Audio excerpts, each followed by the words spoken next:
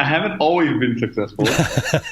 I used to be the jerk that used to walk into your company and tell you that you don't know what you're doing and I'll show you how to do it. Right. Move, get out of my way. Here, watch what I do. Exactly. You guys don't know what you're talking about. And what's interesting, there was something you said at the beginning, which was when an innovation lab is set up, they introduce the guys. They usually bring someone from outside maybe, and they say, this is the award-winning innovator, and he's going to transform this company. And as they're rolling that person out, 90% of the middle managers in the room are saying that will never happen. Yep. Right. They're already dismissing everything that's being put out there. Yeah, they're like, this. I've seen this before. Exactly. And it didn't work. And there's nobody better at slow walking any form of transformation. Everything from a SAP implementation to an Oracle instantiation. Middle managers can bleed the life out of any of those things if they don't want them to happen. And so, that's one of the things that kind of happens when you're kind of doing this work. The moment when it started working for me was when I suddenly developed an empathy for the middle manager. The leader, the CEO, is telling them that they should do more innovation. And this message is being sent down even to the people that that are their direct reports. And these direct reports then start coming to them with innovation ideas. But the problem is, when they're doing their one-on-ones with the CEO, their one-to-ones with the CEO, they're not being asked about innovation at all. They're being asked about revenue and profits for next quarter. And their bonuses and incentives are around revenue and profits for next quarter. So, idea around innovation, it is not something that helps them in their relationship with the CEO. And so one of the things that I've started to do quite actively is to push back on the CEOs and say, I know you're saying this, but we don't want you to be like just putting just using words. We want you to put your money where your mouth is. How are you supporting your leaders in order to incentivize them to lead innovation? It's not sufficient for you to just say you want innovation, and then when the crunch moment arrives, you start telling them to tell you what the revenue for next quarter is going to be. Because then they start to understand what you really care about is not what you're saying. And so as I started developing that empathy for middle management, my conversations with them become really about, how are you being measured? How is your success being tracked? What do you need in order to be successful in this organization? And if they show me those metrics, and I notice that there are no innovation metrics in there, then the question becomes, well, it's the CEO or the CFO, are they really serious about innovation? And then together with the middle manager, we can then have that conversation with the leadership. And this changes our dynamic because then we become partners in transforming the company. Yeah, that change in incentivization is, just changing how people are incentivized. And I don't mean like something radical, right? It could be something small, but it like you were saying, put your money where your mouth is. If it's something that is really important and something you want to be a part of this middle manager's day-to-day operations, you've got to show them that there's value for them in it. Because I've been in that position. I've been on both sides. I've been the consultant going into the organization. I've also been the middle manager in an organization where this new group shows up with a giant ERP system and they pitch us on it. And I'm like, we'll never implement that new system. Exactly. It'll never happen. I know it won't. So I just shut off and just kind of go through the motions and just wait it out, right? And I'm guessing and then I've been on the other side where I'm going into an organization saying, we've got to get this new ERP stood up. We've got to get these new metrics. We've got to get all these things. And they're like, I've been here for 30 years and you're going to come in and tell me how to run this business better. No, exactly. It's insane. I've been like my younger brother works for a global consulting company right now. He's 22 years old. He's sitting with a middle manager who's 55, and he's got this book open, this playbook from this global consulting, and he's telling his manager how he's going to change the company. And the manager's like, "How old are you, man?" What you're saying is never going to happen here. And so I actually think that middle managers get a real bad kind of, reputation that's undeserved because I think they're in a double bind. By the way, I wrote an article once called In Defense of the Middle Manager. it's got the lowest click-through rate of anything I've ever seen. There's nobody feels sorry for them, right? Nobody feels sorry for them, right? But I actually think it's unfair because you build your career all the way to middle management using a particular way of working, and then and you're like next in line for the future leader, and then the company changes, right? And that's a hard thing to kind of take on. And so you got to kind of help them understand how they can be part of that change and how they can help you lead, and how leading that change helps them, in their future careers. And I think that's just as important as working on products. And it's a hard thing to communicate to innovators. Yeah. No, it makes I can't agree more. So I want to shift gears one more time, and I want to talk about customers and users and all those sorts of things. Right. My audience will be a bit annoyed because I talk about this all the time, and so I'm a bit. But I love to hear other people's opinions on this.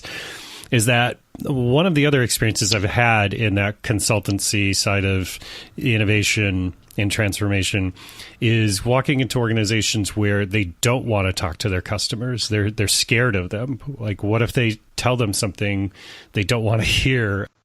Things are fine. I don't want to open the door to that kind of conversation. Have you run into that, and how have you managed that? So here's an interesting reveal for you, Kurt, right? Even startups don't want to talk to their customers. So one of the interesting things about the kind of myth making around lean startup that's been out there for the last few years is that like startups talk to their customers and they understand their customers and they launch cool products. Like a lot of people that are working on products don't want to talk to customers, either because they find it difficult or because they don't want their idea to be shown not to be valuable. They would rather create the solution and cross their fingers.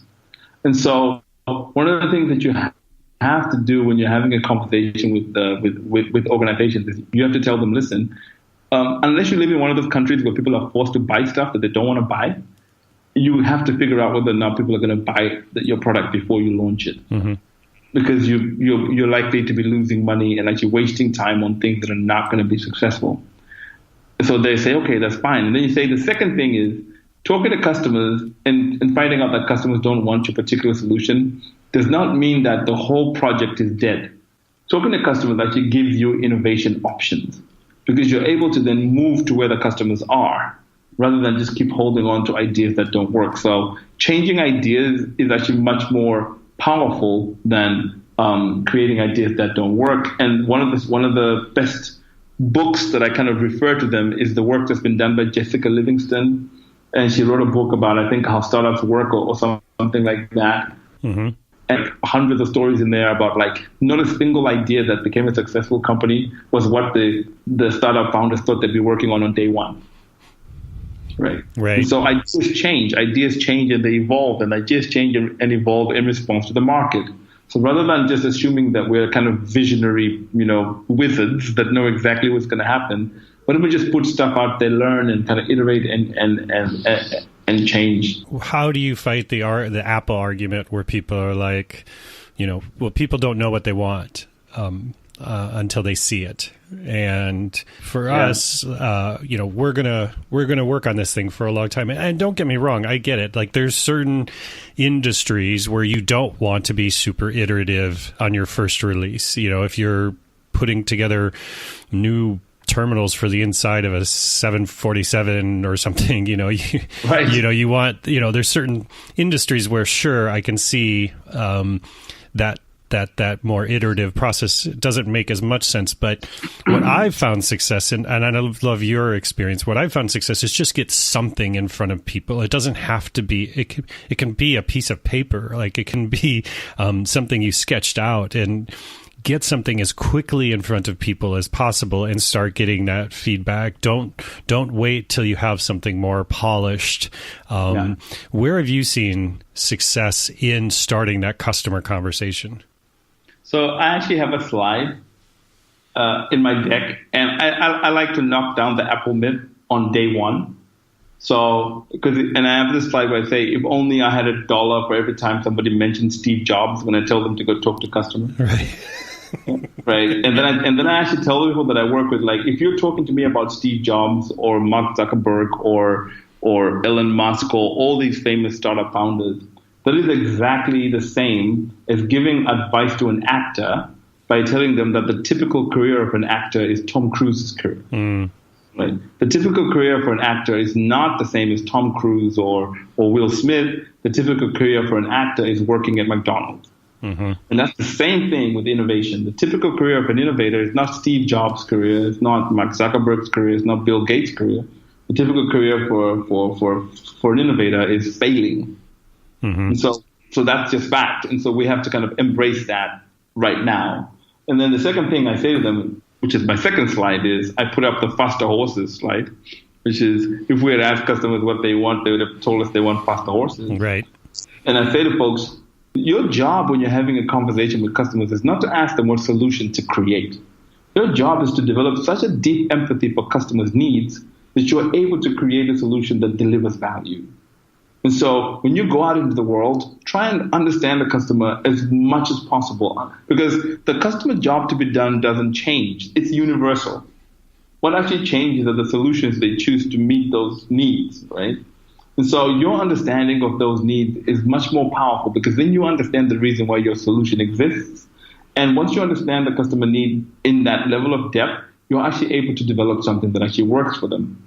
And then all you have to do is to show, and then all you have to do is to show them versions of that. And then that's when we go to your solution, which is, show them early sketches, just do rapid prototyping, do whatever it is that you need to do, so that by the time you get to make the terminal for 747, you know that what you're developing is something that's going to deliver value to the customer. When you're going through that, that part of that coaching with folks around customers, you mentioned the difference. I still, it's very difficult because obviously these huge titans like Steve Jobs, Zuckerberg, all these people that people reference are so hard to get around in those conversations. People just are stuck on it because those are the books they read, those are the things they intake, and I think, going all the way back to what you said about it being a battle of hearts and minds, it's not just with that customer, it's with those groups internally to say, this is about producing things of value for the consumer, not just for your next promotion or something like that. Those things will come if we're providing things of value, right? And that's absolutely true. And so one of the things that we work with companies is to also change what they measure.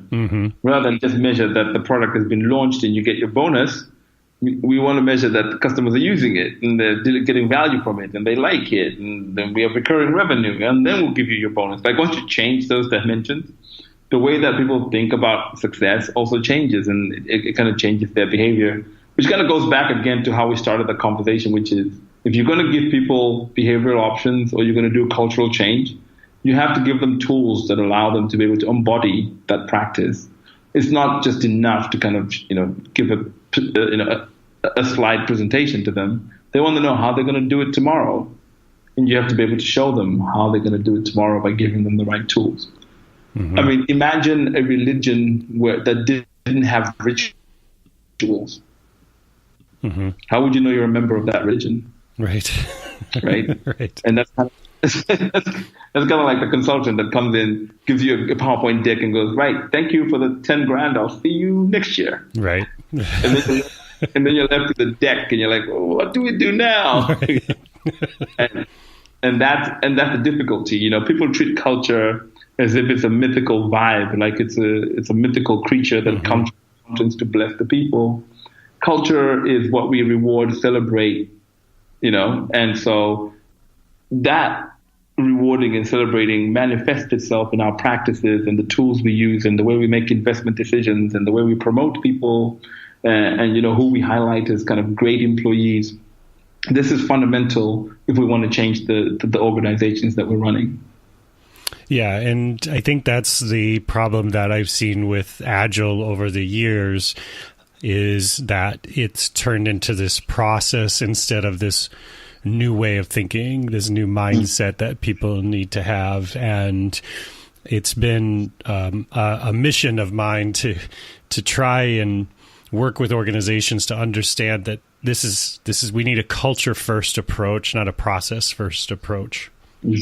Exactly. And one of the things that Dave Gray says as well